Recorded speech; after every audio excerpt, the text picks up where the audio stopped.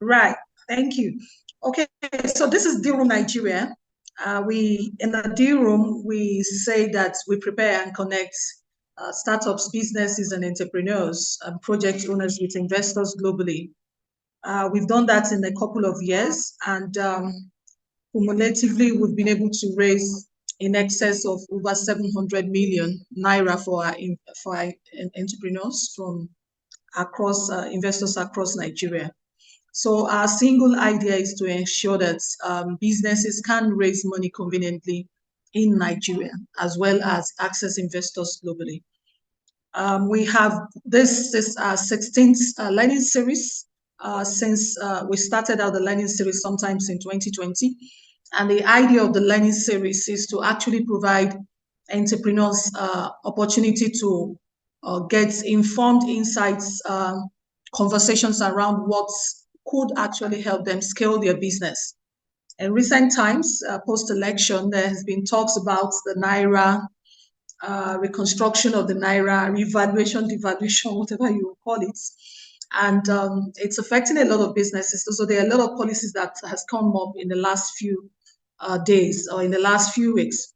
And so we thought this is the first learning series for the year because we wanted to ensure that, okay, and let's see the direction or the trajectory of the business so we can begin to speak to the needs of the businesses. At the end of today, this session will be available on our YouTube channel, so you can actually reference it on our YouTube channel. Today we have a very interesting guest. I say interesting because he has, I've followed him for a long time, and I think he's one of Nigeria's most intelligent person I've met when you talk about people really being highly cerebral. Michael Ogba is a composite banker, economist, strategist, head agency banking in Africa's biggest retail bank and the world's most respected African bank, Access Bank Group.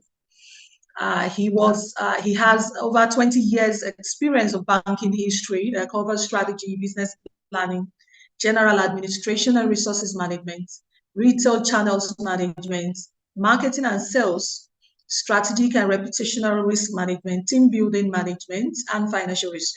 Michael Ogba is an astute banker and finance professional with an executive middle management training focused in strategic leadership from University of Pennsylvania, the Wharton School, and an MBA from the prestigious University of Liverpool, UK. He is currently the CEO founder, Sitiamo Technologies. And Sitiamo Technologies, they provide loans and business support to businesses across Nigeria. So we're excited to have him in the DEALROOM this morning. And I know that today's topic is very, very interesting because we're looking at a team unifying the Naira and its implication on Nigerian businesses, what startups and businesses can do to remain sustainable. Now we have got a lot of questions in the DEALROOM, people asking us, oh, do you think the businesses will survive? I said yes. Businesses that are positioned strategically will survive, but those that are not may need to close up their businesses. Quite a number of businesses will actually suffer a lot of challenges at this time. Today, our learning highlights, we're going to look at how understanding the unification process, its impact on businesses, mitigating currency fluctuations, strategies to safeguard your revenue as a business, financial management in a unified currency regime, ensuring stability and growth, pricing and costing strategies, staying competitive amidst these currency changes, complying with new policies, legal and regulatory considerations. I mean, 2 days ago, we had the fact that interest rates, NPR has been raised to about 18.75%. And I'm wondering how businesses cope in this regime. So we're hoping that Michael would do justice to this new regulatory framework that we have, and then looking at the tax issues as well, I think, and then identifying growth opportunities, spotting potentials during transitions. So ladies and gentlemen, for the first time, we're welcoming Michael Ogba to the DEALROOM. Michael, do you have the stage now? Thank you very, very much. Thank you. I was humbled when you were reading my CV. It's very, very That's a humbling very to know that summarized one. thank you. It's very humbling to know that one has done so much with the little time I've been opportune to work. I hope everybody can hear me. Yes, I can hear you. Can everybody hear Michael? Yes, I can hear him. Okay, can you unmute everybody, please? Okay, thank you very much. My name is Michael Oba. I work with Sitiamo Technology Limited, like my dear friend of many years has described.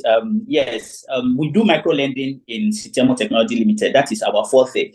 And we concentrate on market women. That is actually a niche market we have carved for ourselves. But before then, I spent 15 years working in Guarantee Trust Bank. The last 3 places I worked in Guarantee Trust Bank before leaving was in strategy, internal control, and I was heading their internal control in South, South, and Southeast. In Access Bank, it was also exciting because I was the head of reputational and strategic and reputational risk management. I did it for 2 years, got bored, and started heading the what we call channels. From channels, I was asked to set up the agency banking business of Access Bank. So anywhere you go, you see Access Closer. Remember Michael Oba, because I pioneered that. I left Access Bank in 2020 April to start off Sitiamo Technology Limited, and the journey has been exciting, albeit very challenging.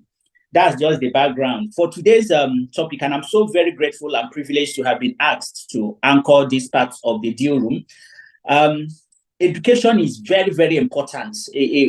Somebody I consider as a mentor, John Ron, he once said that if you set out from a harbor, if you are piloting a ship and you set out from a harbor without any destination in mind, anywhere you get anywhere, but you wouldn't get to somewhere because you don't have any plan.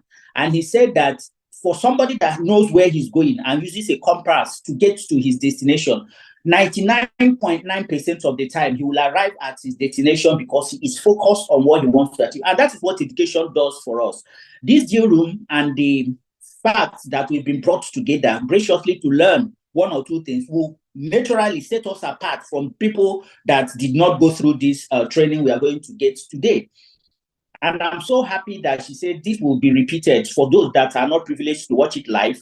They will still come back and use this as a resource. There are so many things we're going to talk and discuss about today that I believe that just by being part of it, you will be head and shoulder above every other person that is not privileged to have participated.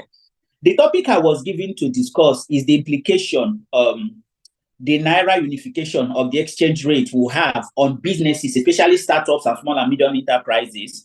And because of that, I'm going to give a summary.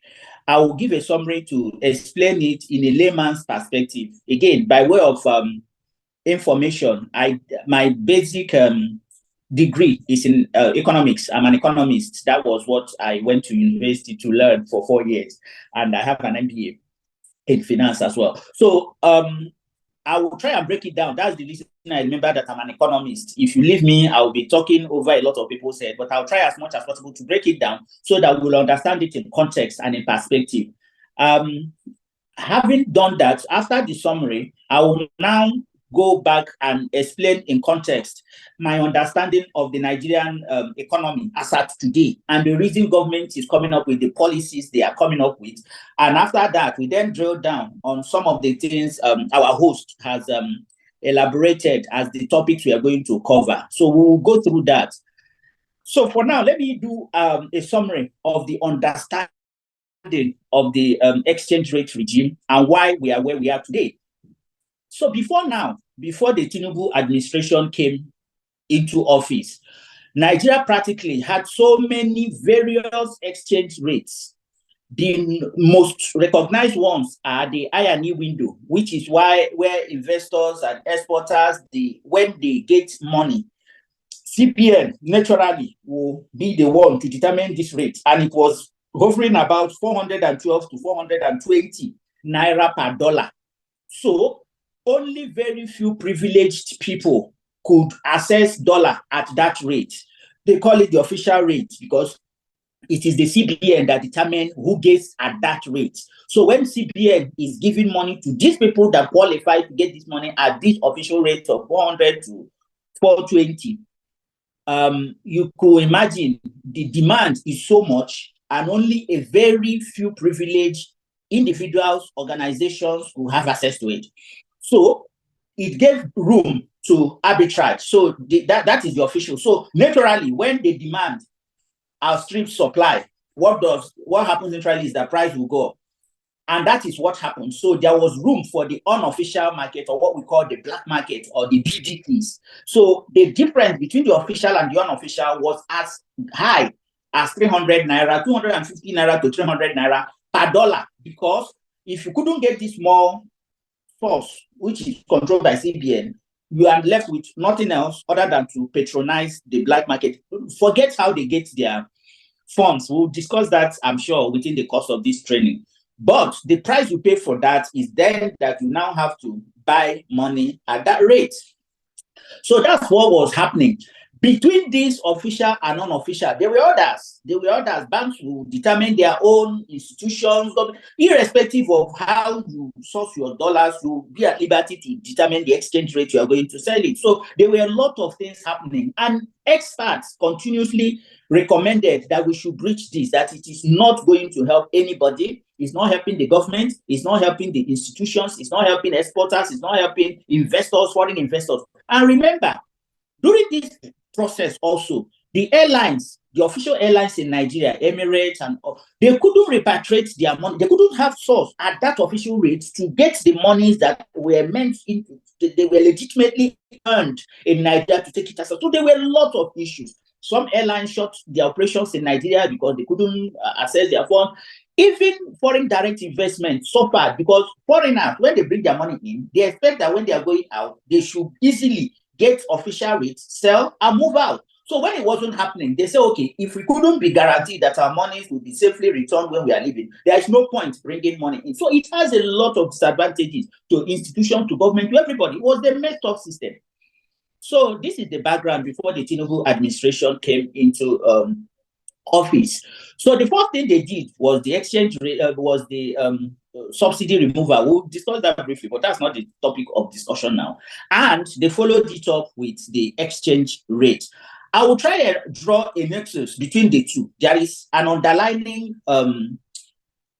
connection. There is a decimal that brings two of them together. I will explain it as we go along. If I forget to explain it to you, please remind me that I owe you that explanation.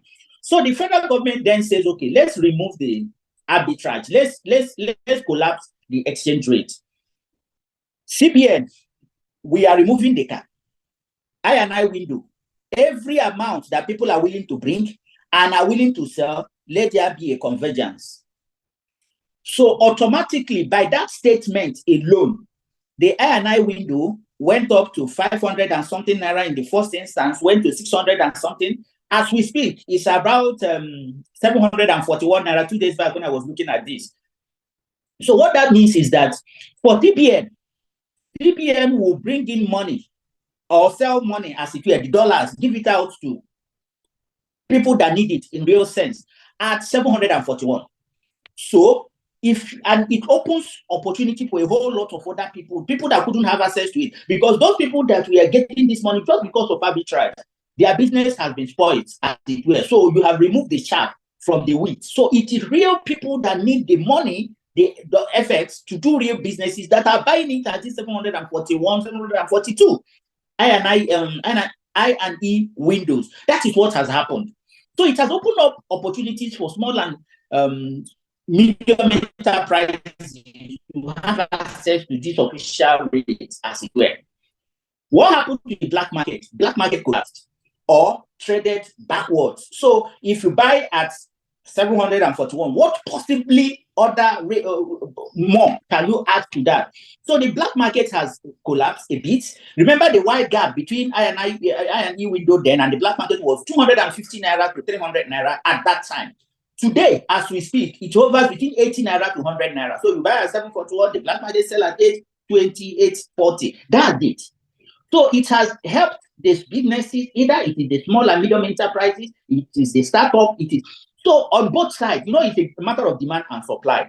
So if you are fortunate to be exporting whatever service you're rendering, whether it is physical product that you are selling, you manufacture whatever it is you are manufacturing and you are selling abroad. When your money comes to you, instead of going to sell it to CBN as 421, you are at liberty to sell it to CBN at 741, meaning that you have earned a lot. If you are bringing money, foreign direct investment, the exchange rate now is 700, so you have gained. That's on the supply side. On the demand side, if you want money, instead of paying the exchange, the black market rate of 4 something, 7 something, you will pay the 7 something, but you have more avenue to make it happen. So the demand has been increased, the arbitrage has been reduced, and businesses have started benefiting, as it were, from this, right? On a good day, that is the basic explanation I can give to just do an introduction of what has happened now. There is still one fundamental problem that we all face. You see, FX obeys the law of demand and supply. It's a product. Foreign exchange rate obeys the law of demand and supply. Until and unless Nigeria starts producing or getting enough foreign exchange, the same rate will still be high. So that is what we need to focus on if we must solve the problem of exchange rate problem in the country. Years back, when I was the head of strategy in Guarantee Trust Bank, that job I did it for 6 years. In one of my presentations, I said to the MD then that solving the problem of Nigeria is very easy. Today, check the top 10 imports. Can you substitute that by local production? Because these imports will pay dollars to bring them in. If you can successfully eliminate those imports and manufacture them locally, the FX will now remove from those things we are using it to pay to other things. That was when cement was part of it. Dangote cement reduced that because we now produce more cement in Nigeria than we consume. So cement is being exported. That helps to reduce the pressure on the FX. The second one there was rice. You won't believe it. Importation of rice was so much that when we started the past administration, if there is any credit you can give them, was the fact that they helped to start the production of rice in Nigeria. So that also helped to reduce the dependency on imports.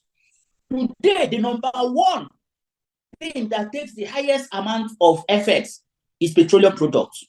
Whenever we import, we pay FX, whether you like it or not. You remember I told you that I was going to draw a nexus between the removal of the subsidy and the FX. That is I want to now explain to you that nexus, the linkage between both of them. You see, when the subsidy was removed from PMS, that was solving the problem alone, assuming the PMS was a standalone product that was not affected by FX.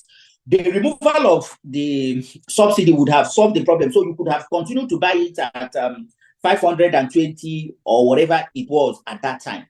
The reason you couldn't sustain that was because apart from the supply and demand of that product, PMS, the FX leg of it was not solved. That problem was not solved. What was that problem? You see, that time, NNPC was the sole importer of PMS.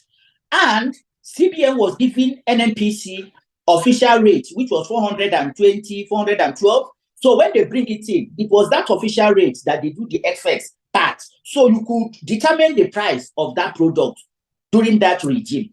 Now they have said no. Apart from removing subsidy, we've also unified the exchange rate. So let's say that Michael Oba is an importer of PMS. When I want to import PMS, apart from sorting it and bringing it into Nigeria, I have to then pay this 741. If the day I want to import, the E&I window has gone to 820. That is what I will pay. So when people say that the pump price is 617, they lie. Except you are saying that there is still small elements of subsidy. It can be, because if today we are importing at 741 and next week is at 821, it should be impacted at the pump price. So this one, we are buying fuel at 620. It can go as high as 1,000 just because of what I've explained to you. And until and unless CBN says that for export of for importation of PMS, we are going to manage that FX shock, the demand and supply of that FX to shock up that. Otherwise, you can't determine the price of PMS in the nearest future. It will continue to fluctuate. You can see the nexus between the FX and the fuel subsidy removal. Ladies and gentlemen, that is the summary of where we are. I will now dive into the intricacies of what our hosts say I should discuss, which is how has it impacted businesses? Let's start with small and medium enterprises. If all your operations are Naira based, it might not necessarily impact you in a big way. For instance, Sitiamo Technology Limited, let me use it as an example. All the people that give us money, because CBN did not license us to mobilize deposits, and we do not advertise or tell people to give us money. If CBN should see that we are advertising for deposit, our license will be removed. So we don't canvass for deposits. So the people that trust us with their money and they get good returns up to 24% per annum, the people that give us money, we insist, give us Naira. We are not involved in FX. We are not involved in anything. If we are living abroad, because we manage the diaspora funds, in fact, it's a huge part of our portfolio. When you are bringing your money in, we don't care how you bring it in. We are not even going to help you to do exchange. Just put the money in your Naira account, in your account in any of your banks in Nigeria. Do a transfer to our account. When we receive the money, we'll give you an investment note. So we are not affected by FX. It does not affect us. The only way it will affect us is when Madam Company goes to raise money for us from outside Nigeria. That is when we will start looking at the exchange rate risk and all the intricacies. So I said that to say to you that not every majority of the small and medium enterprises in Nigeria might not be affected by the FX, but there is transferred risk they face. When I go to buy my soap that I used to buy, because some of them are not manufactured in Nigeria, I've noticed that the soap I used to buy for 2,500 Naira has jumped up to 4,000. Maybe the cream I used to rub in my body, those ones that are not manufactured in Nigeria, I've seen a jump. As little as Coca-Cola products, it has moved from 200 to 250. So there is a transfer risk that all the small and medium enterprises, including startups and fintechs, are suffering because of. Part of it is FX, like I've explained. So most of the things that come from that are not manufactured in Nigeria, there has been that exchange rate risk that have been transferred. So that price increase is affecting us. But beyond that, inflation is the other reason. So the pump price of PMS has made a whole lot of people to also suffer. So it's a double whammy. On one hand is the transferred risk of exchange rates, the increase. The other part is the inflation. So both of them happening at the same time makes life difficult for small and medium enterprises. I have about 8 to 10 of us that work from our head office here in Sitiamo Technology Limited, where I'm talking to you from. They come to work. Before the whole problem started, they used to come to work 3 times in a week, and they work from home twice in a week. But because of this increase in the general prices of goods and services, which is what we call inflation, because it has increased, I can't increase their salary because we have not made more money to absorb that increase. What did I do? I decided to ask them to work 2 days from the office and 3 days from home. So that money they would have used to transport themselves and all the problems they would have faced, they can claw it back. At least that's my way of showing that I empathize with what is happening. Until we were able to increase the salary, that is my way of saying I do care. And I'm sure a lot of other small and medium enterprises are doing the same. So summary of that is that it has impact on businesses directly and indirectly. So the businesses that can absorb the prices, so be it. Those that cannot, they will now look for alternative ways. If you can't pass on the increase in prices to your customers and get commensurate return from whatever product or service you are selling, you will be left with no other option than to die. It is unfortunate reality in today's Nigeria. So the impact is really, really affecting a whole lot of people. Let me talk about, because I was guided, the interest rates. Yes, so the effect of the FX has dovetailed into interest rates and inflation, like I explained. The other one is taxation. So the Tinubu administration has also said that there were a lot of taxes. These are the legitimate taxes we are talking about, and there were so many of them. For those that they were going to roll out, they have backed down and said, okay, let's even give it some time. It might still happen, but let's give it some time. Like the one in carbonated drinks, all those Fanta and Coke, and the one for what do you call it? For telecoms, you are called data and all. So they have put a hold on that for now. But beyond that, people in UK say, Nigeria, you guys don't pay taxes. If you come to UK, you will suffer. They pay a lot of tax. I ask them, how many people have boreholes in UK? How many people have generators in UK? How many people do things for themselves in UK? How many people have guards that take care of their streets and pay for all that, security and all that? How many people? So we pay taxes a lot in Nigeria. It's just that it's not called taxes in that case. We generate our own water, our own power, our own electricity, a whole lot of things. Even a whole lot. So the taxes, we are just restricting ourselves to the operational taxes, but there are a lot of other taxes we pay indirectly. What are the growth opportunities? You see, I was explaining to somebody that problem solving can never stop. The reason why you have rich people and poor people is because of problems.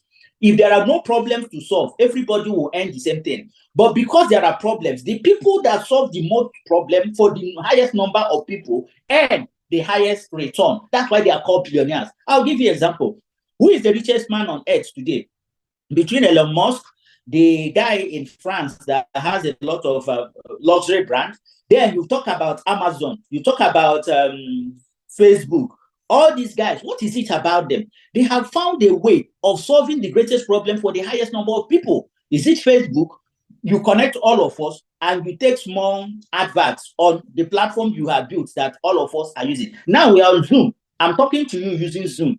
And they make their money from advert, from whatever it is. That is it. They have provided a platform for the highest number of people. So the channel is the most important thing. So for businesses in Nigeria, small and medium enterprises, your growth opportunities is also linked to your ability to solve the greatest problem for the greatest number of people. Once you're able to identify what the problems are and you have found solution to them, you are in business. So if any one of you is listening to me this morning, start looking for trouble. Start looking for problems. Because in those problems, in those troubles, lie your ability to make money. The final example I'll give you is Lagos State. What are the three greatest transportation and possibly power, what we call electricity? Let's look at them. I will just be very brief. If you're medium and small enterprises, why don't you look at how do I solve this problem? Because if you found a solution to transportation problem in Nigeria, in Lagos, for instance, you'll be in money. People will pay you. If you found a solution to the problem of traffic, people will pay you. It's funny, but I keep using this as my example of how you can make money easily in Lagos. You know Lagos Island, where you call that Herbert Macaulay Square, where you have, the heart of Lagos Island. There, if you can put up a very mighty, should I call it what? It's something like masts, a pillar that can go far. Of course, you have to get the what's it called? Approval of Lagos State government. You put one beam there. You come to Oroshoki and you put another one. And you put a monorail that will take people from there, from Lagos Island to Oroshoki in 5 minutes. So it's a monorail. All of us park inside, 20 of us. It goes up, it drops us on the other side. I'll be willing to pay 2,000 for that, because apart from the fact that you have solved my traffic problem, you have also given me opportunity to take pictures, see the skyline of Lagos, be happy with myself. Can somebody do this thing and get money for me? Yes. When I was in the UK, when I went for my graduation from University of Liverpool, I entered a train owned by Virgin. That same Virgin came to Nigeria. Virgin Airline was the best local airline I used as Michael Oba, because one of those days I flew from Abuja to Lagos. It so happened that it was on February 14th of that particular year. As we were exiting from that plane, they gave us roses. I'm not very romantic. I took that rose home and I gave it to my wife. She thought, oh, what happened to this guy? He wasn't a very romantic person. What happened to him? Because Virgin Atlantic gave me a rose when I was alerting from their airline. That is to tell you the beauty of that airline. So they have a train. So why I'm bringing Virgin is that these are the kind of things he would have thought about in Nigeria if you give him opportunity. He will make a monorail that will take you from Lagos Island to Oroshoki, and you pay, and everybody is happy. Just cut a deal with Lagos State government, and you will. Let me not reveal all my secret, but I guess you get the point I'm trying to make. There is growth opportunity, but that growth opportunity will be determined by our ability to seize opportunities that are coming out of all the problems Nigeria is facing today. Again, because Tommy was so fast that I didn't capture all those things he wanted me. Okay, let me talk about risk. The risk inherent in what is happening goes back to that supply part of our problem. Nigeria needs to start producing and exporting for this exchange rate to come down. Dangote refinery, I thought it will start in August like they promised during the commissioning, but nothing suggests that it's going to start anytime soon. Imagine if there is import substitution. So instead of bringing those crude from outside the PMS, it can be manufactured in Nigeria. Would have eliminated all the effects we use, even though he's operating from an export-free zone. So it's not as if he's not going to charge you in dollars. But I think federal government would have entered into some level of relationship with him. After all, federal government owns 20% of Dangote refinery. So there could have been ways to choose. So until we start exporting and earning a lot of money, that's when the exchange rate will come down. Even foreign direct investment, if this administration make good on their promise that it will be a friendly environment where you can bring in money and take your money back at the one single rate at a given point in time, then people will have confidence to bring in funds, and the risk will reduce. So everything is still dependent on demand and supply. I will pause here and take questions, and if there are other areas that the host wants me to dive in and speak more about, I'll be more than happy to do so. Thank you very much. Wow, that's a master class, an MBA master class, not even mini MBA, Michael. Thank you so much. Thank you so much. Okay, so I was writing. So I like to write a lot during learning series so that when I get into strike sessions, I look like the star. But you see, learning series are a good way for me to actually pick a lot of things. Thank you so much. You've done so much justice to the topic. Okay, so the lines are open. You can ask your questions as it affects your organization or your business or your startup. But before then, so you can raise your hands, please. Can we unmute everyone? The floor is open. I think the guest has done so much justice. He's done so much justice to this topic already. But I took one or two things out from this. Number one is the fact that I like the fact that you said is not the cost of the fuel PMS is not going to go down. It's actually going to fluctuate between.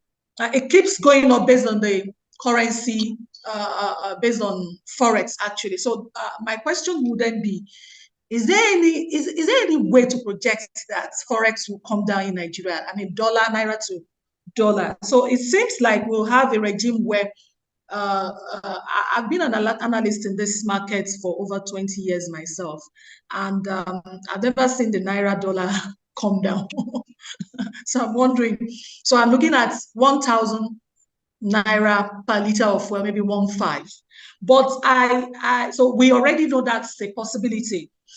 But I hear you. You said something that touched me. So you have to be solving the greatest problem for the highest number of people. I think that's take home for me from here today. All right, Obina, you have the floor. You can ask your questions. Thank you. Good morning. Good morning, everyone. Good morning. We can hear thank you so much. Thank you so much, Madam Comfort, for putting this together. We really appreciate it. And Mr. Michael, just like Madam Comfort said, this is a masterclass, and you should even be paid for.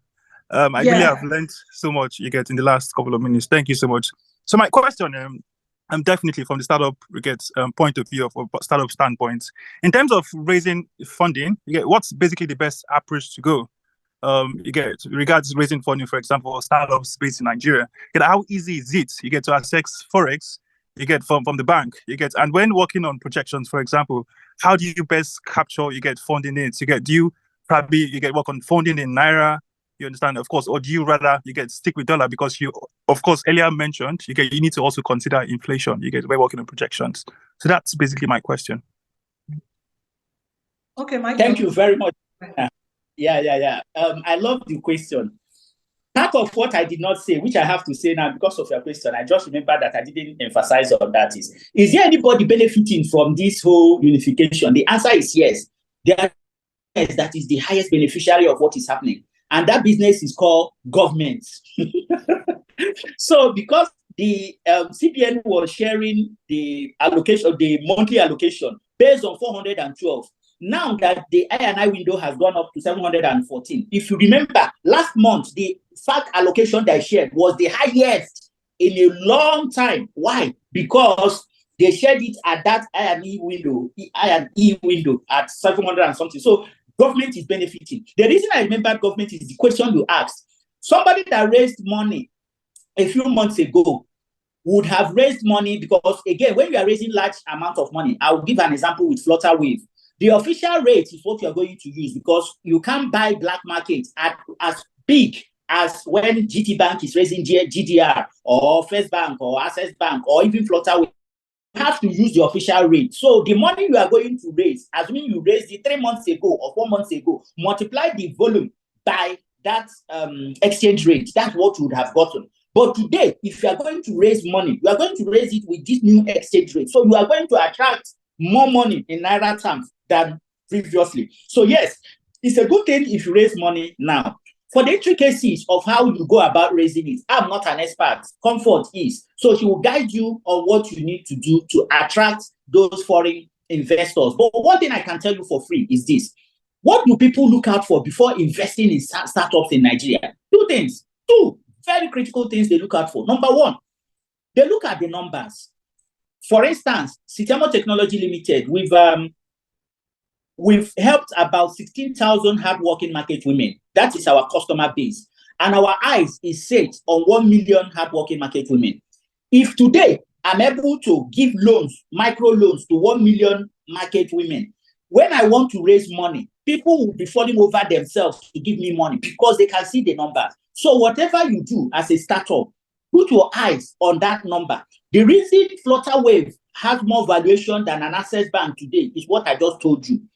They have not only shown the foreign investors the access and capacity of the payment platform they have and the number of customers they can reach in Nigeria. They have done the same thing for Africa. Their team, their byline is that we connect Africa and make it as a village. We make Africa seems as point A to point B, and they have proven it. So if you are going to raise money from foreign investors, please, it was Stephen Covey that says, begin with the end in mind. The end in mind, you should know. Convince them to give you money is your numbers. How many people is your platform? You know, I said that when you solve the problem for the greatest number of people, you become a billionaire. That is pure and simple. And that's what these people are looking for. Here has an outcome of 150 million.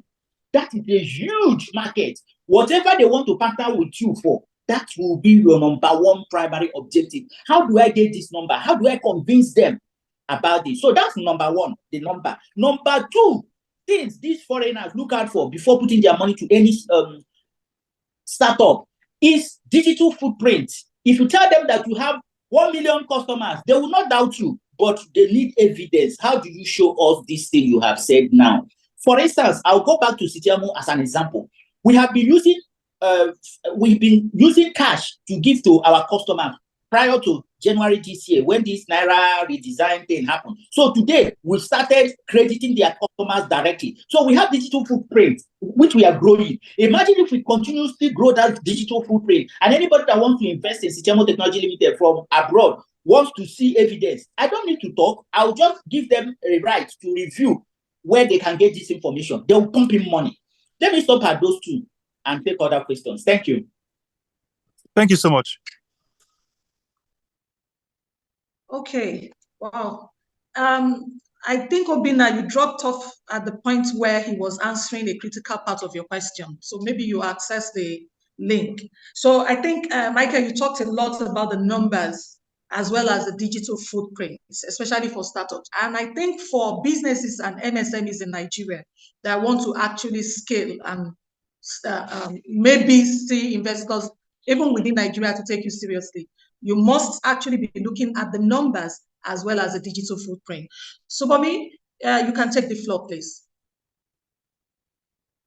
Go on, Subomi. Good morning. Good morning. Good morning, ma. Good morning, Mr. Good Michael. morning. My question is more or less like a like an addition to like a question. You made mention of the fact that if we want to eliminate some of the problems we have in terms of the Naira dollar numbers between each other, that we should look towards our most imported goods, the top three. I think you made mention of petrol. You made mention of cement by Dangote. I would like to ask, what about increasing our exports towards highest demanding goods, highest sought after goods, so to say, like in the world? What about finding what other countries are looking for and increasing our exports, like being experts in those particular things that people are looking for out of the world and challenging that out? What about that, sir? That's what I would like to ask. You are spot on. Yeah. Let me confess. I am a very what's the word now? I believe that we've not satisfied enough of our local demand and market for export. That is me personally, because I see a huge opportunity in Nigeria. That's why I'm not relocated. I have an opportunity to relocate, but I believe that I will make the highest amount of money here in Nigeria than I can do when I relocate to Canada, UK, America, or whatever. So I have bias for local content. So that said, I agree with you that we can look for those things that we can export. But here is my advice. Just like I told Obina regarding number and digital footprint. For you, if you want to export, the first thing you should do is standard. Any little thing you want to export from Nigeria, those foreigners are very strict on standards. So you must first work with the end in mind. If it is, what is it that you want to export? Cashew, for instance. There is a standard of which, if you meet that standard, you will export cashew and you make so much money exporting cashew. If it is, what else do we export from Nigeria? I don't know. So there are so many things you can actually export. And I agree with you. The number of exporters in Nigeria are few. For that singular reason that not too many people are focused on exporting whatever it is that we have. So look for that. Somebody like Comfort, our host, will be able to guide you. Look for that. You can look at, okay, I'm here, I'm a cashew merchant. Somebody just said that he or she is a cashew merchant. And I agree. You see, cashew is so vastly used that when I fly on airline, when they give me cashew, I feel like I'm in heaven, because that is the thing I can eat from beginning of the flight to disembark, because it's so interesting. So yes, cashew is just an example. So there are so many things you can export, but be mindful of the standard. So again, that is it. A lot of Nigerians are not very disciplined when it comes to following guidelines and meeting up the huge standard or the high standard of these organizations and foreign institutions. So if you can do that, by all means, I love the fact. And think about it, you are very correct. If you export, you get dollars. So demand is already there. The money you are going to earn in dollars and you exchange it. So you are in business. So I encourage you, I applaud you. I would love to work with you after now through host. My joy and happiness is to see all of us do well. There are so many ideas that once you take, when you come to work in the morning, just take 5 or 10 minutes to think about it. By the time you accumulate it in a week, you will come up with something that will stick. Thank you. Let's give another person an opportunity. Wow, that was that was a good question, really. Thank you so much, Michael, for doing justice to it. I want to also add that there's the African Continental Free Trade Agreement, which allows for cross-border trade within and outside of Africa, that startups and businesses in Nigeria need to actually look at how to tap into. It gives a lot of opportunity for exports and earning in foreign currency. The second thing I also see as a major setback in the last few years is the fact that a whole lot of us that are business owners in Nigeria and startups are not wired to think exports. We are wired to think imports. So I think the conversation around following Subomi's question would be to say, how do we then begin to look at having serious conversations around, hey guys, what does China want from us? what has been happening is China wants cashew from us. We are not providing them the standardized cashew. So they con themselves. So when you go to Ogbomoso, for example, I'm privy to this because I have one or two people who are into cashew business, whose backyard in their village in Ogbomoso has cashew, but they didn't understand how to take that out. They were busy looking for jobs in banks on the streets of Lagos. And the Chinese came and took over those lands and are now exporting cashew into China and India because they need it as raw materials for things like your car tires, for example, or the glue for the coal tar on the express roads. So really, these are serious conversations, Michael, I think we need to begin to have as a nation and as a people. Okay, thank you so much. So there's a question here. It's not the idea that is the problem, but the bottlenecks, e.g., port logistics, customs. This is from Igalawal. Customs, etc. The ease of doing business should be seriously addressed. That's from the chat box, Michael. Do you want to speak to that? We already, as fast spent, we spent about an hour, so we just have about 5 to 10 minutes to close the session. Like I said, this is the DEALROOM Nigeria. What we do is preparing and connecting businesses, startups, and project owners with investors globally.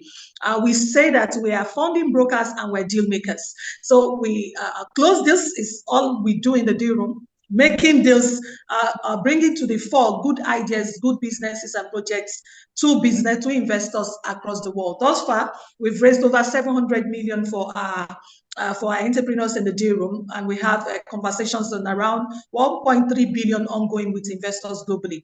So you can be rest assured that with the services in the DEALROOM, we can actually bring you before investors and actually see how we close deals. So, Michael, I don't know if we have any questions. The floor is open. Do we have any more questions before we close today? You can reach us on www.dealroomng.com, but there's also a link there to join the DEALROOM as an entrepreneur or as an investor. If you have money, I hear Michael also has this investment package for. By the way, I think you'll be coming for another session where we talk about investing. Yes, yeah. I've taken the opportunity to do some investments with them, and I'm smiling. So. Yeah. Yeah, there will be a part 2 of this where we talk about investments. I know you are not allowed to talk about it, so we'll look at the framework of how that is allowed so that people will understand how to also earn money rather than just saving money in the bank and not getting anything from it. So follow us closely, follow me closely. I'm sure there will be a part 2 session with Michael. So Michael, somebody is talking about port logistics, customs, the ease of doing business should be addressed. What do you think we can do? Where are we with this actually? In Nigeria. Okay, don't let me tell you. Sitiamo Technology Limited is just 4 years. If I tell you the tax we have paid as an organization, you'll be shocked. Because we aim at obeying all the international best practices and all. So we are doing that intentionally. It's painful. Cost of doing business in Nigeria is painful. I must be frank with you. But don't let that deter you. Where there is a will, there is a way. So the bottleneck, I understand. The challenges, I understand. But once you are focused in what you have, like she said, we started with 6 million Naira as Sitiamo Technology Limited. Today we are managing over 1 billion of other people's money. Why? Because we keep meeting all obligations as at when due, irrespective of the tough environment in which we operate. Yes, it's very tough, but don't let that deter you. That will be my closing remark. Thank you so much, man. Wow, thank you so much, Michael. Thank you. I'm just getting wow. I like that. Thank you so much. Thank you, Oreo Fayola, for joining us today. Thank you, Precious Ajayi, Obina. Thank you so much, Opeoluwa, Iretiola, Yinka Lawal, Alaba, Edu, Marshall, Subomi, Olorunfemi, Adewale, Ugonna, Barre Atwana, thank you, Blessing, Omobola, Kayode, thank you so much, everyone. Peter Eze, thank you so much for joining us today.